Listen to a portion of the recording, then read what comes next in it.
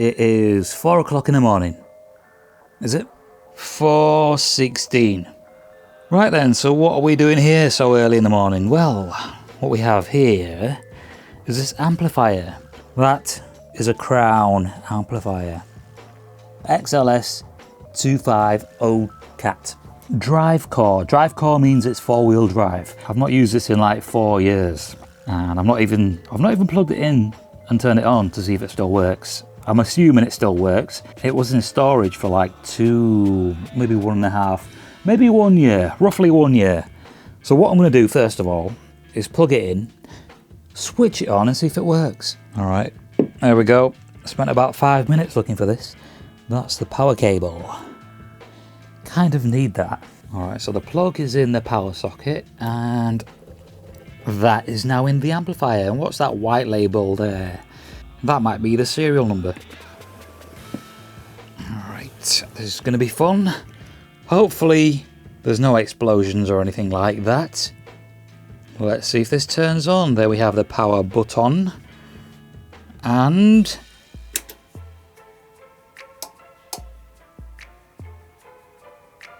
alright, it's working. On the display right there you see it says bridge. So we are in bridged mode. Well, we are not, the amplifier is.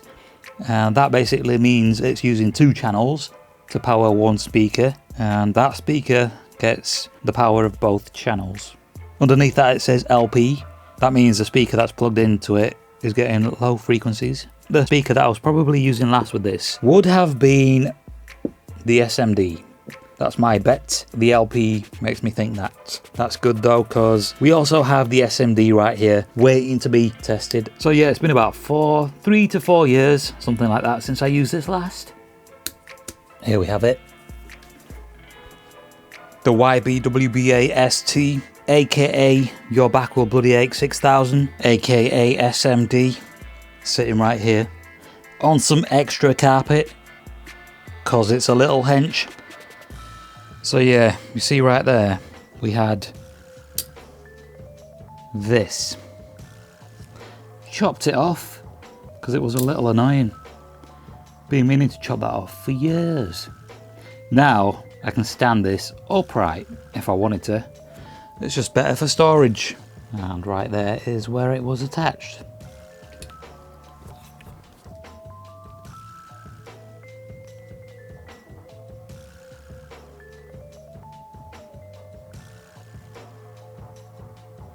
Alright, so right here we have 2 types of cables, as you can see. This one right here, OFC, oxygen-free copper. Nice and heavy, got a decent amount of weight to it. You know it's quality, more or less.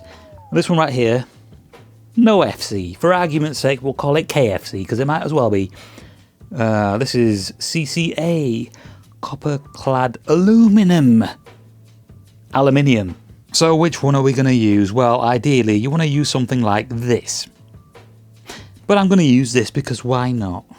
Alright, so this, as far as I remember, I think, I should really check the manual, but I think it can handle 2 ohms.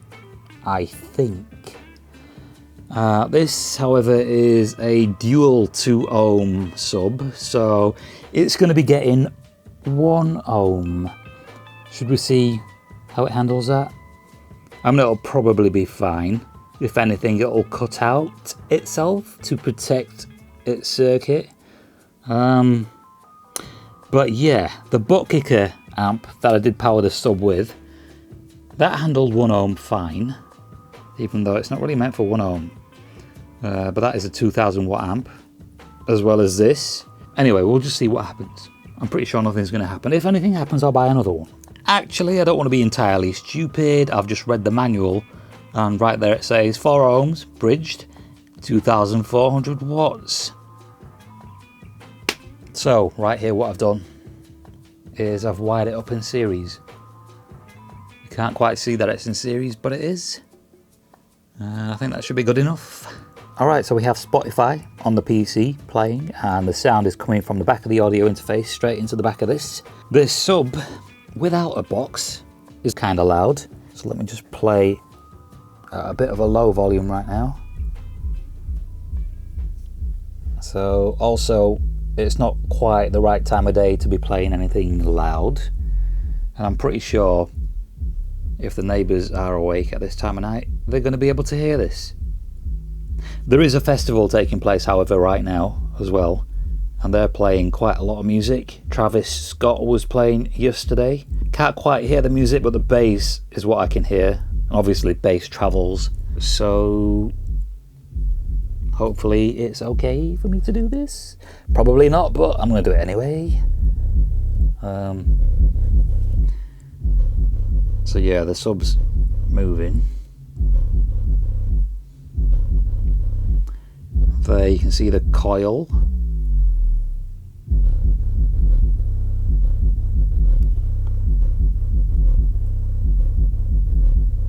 I'll just give it a quick blast. Done this twice already.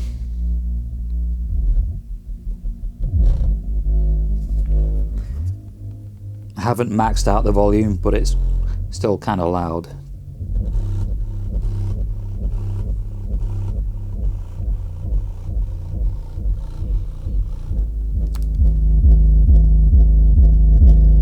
Close to max.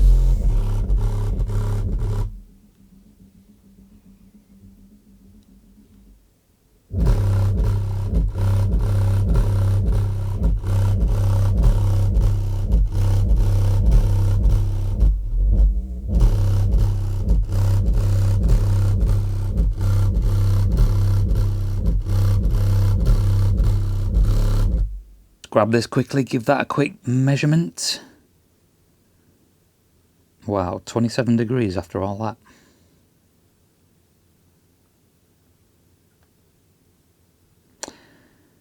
"27 degrees. That is Celsius, by the way. What's your temperature? See, it works. 28. 31. What's your temperature?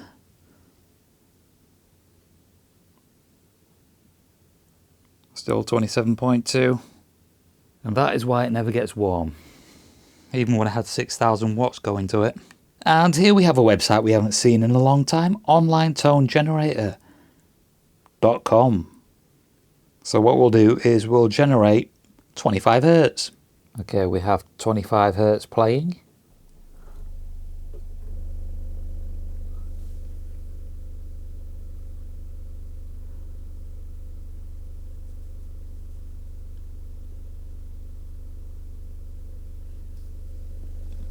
Let's turn it up a little more.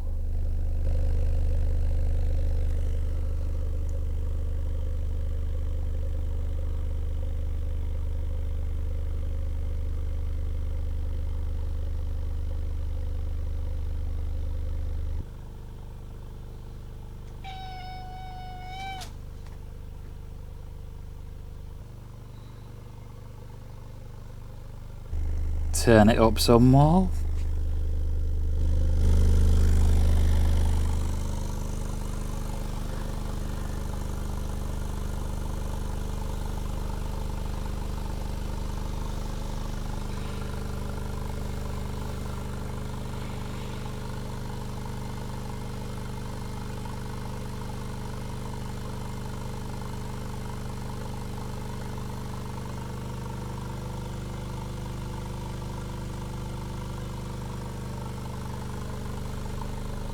How's about a little more?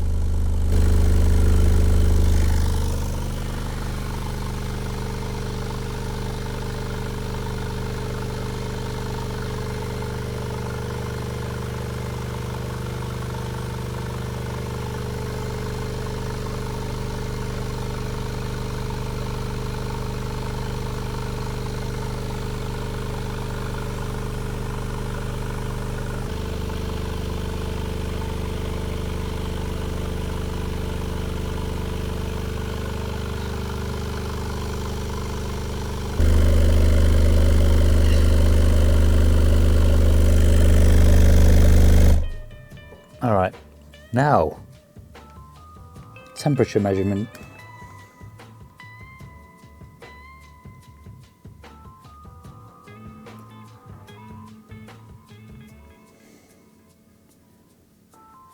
That's on the coil. 27.2. 27.2. Is that on the coil? That's on the coil, right? Right? Yeah. 27.2 degrees after that. That was 1 notch away from maximum. Alright, so we have good news and we have bad news. Good news first. Amplifier works. Thermometer works. Sub works. The bad news, that was the good news. The bad news is this is the end of the video.